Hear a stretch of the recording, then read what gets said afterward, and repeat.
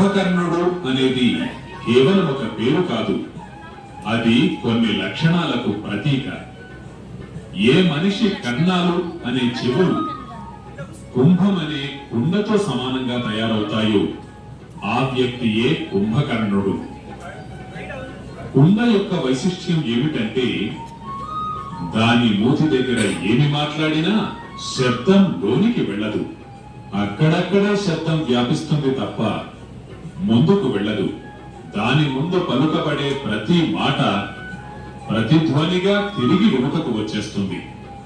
అంటే ఏ వ్యక్తి అయితే తమకు ప్రయోజనాన్ని కలిగించే, తమకు మేలు చేసే మంచి విషయాలను అనగా జ్ఞాన విషయాలను వింటూ కూడా విననట్లు ఉండి వాటికి అనుగుణంగా ప్రవర్తించడు, వాటికి కార్యరూపం ఇవ్వడు, అతను బుద్ధిహీనుడై సోమరిగా, నిద్రాప్రియునిగా, జడునిగా పిలువబడతాడు.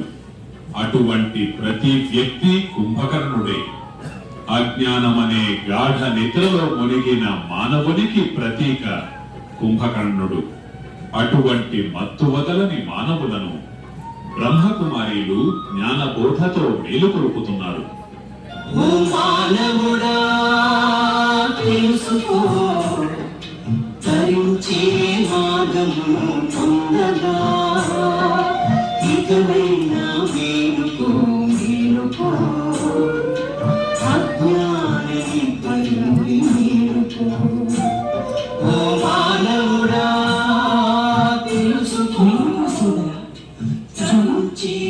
సృష్టిలో మళ్ళీ ధర్మగ్లాని పెచ్చు పెరిగిపోయింది. ఈ ప్రపంచంలో పవిత్రత, సత్యత, ఐకమత్యము మరియు మానవత్వము పూర్తిగా కనుమరుగైపోయాయి. అందుకే సోదర, ఇప్పుడు మేలుకు మేలుకు మేలుకు.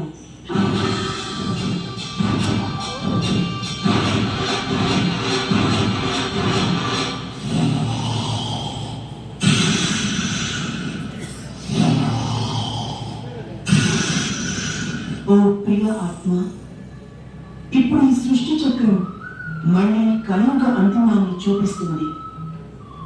ఇప్పుడు అతి కొద్ది సమయం మాత్రమే మిగిలి ఉంది. అందుకే ఇప్పుడు మనకు పుణ్యాన్ని సంపాదించుకో.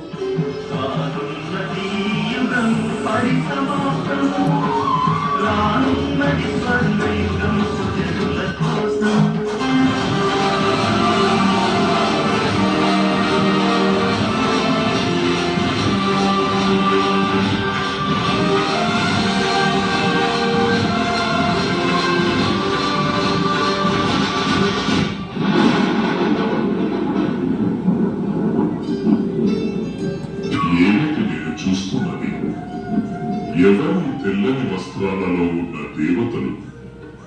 మీరెవరు? నన్నెందుకు నిద్రలేపారు? ప్రియ ఆత్మ, ఇప్పుడు ఇది నిద్రించే సమయం కాదు. ఇది సృష్టి పరివర్తన సమయం. నిరాకార శివ పరమాత్మ ఈ భూమిపై సాకార మానవ శరీరంలో అవతరించి మానవులను దేవతలుగా తీర్చిదిద్దే శిక్షణను ఇస్తున్నారు. కనుక ఇప్పుడు అజ్ఞాన నిద్ర నుండి మేలుకో, పరమాత్మను తెలుసుకో.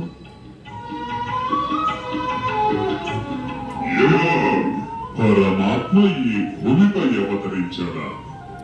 స్వయంగా భగవంతుడు ఈ భూమిపైకి వచ్చాడా?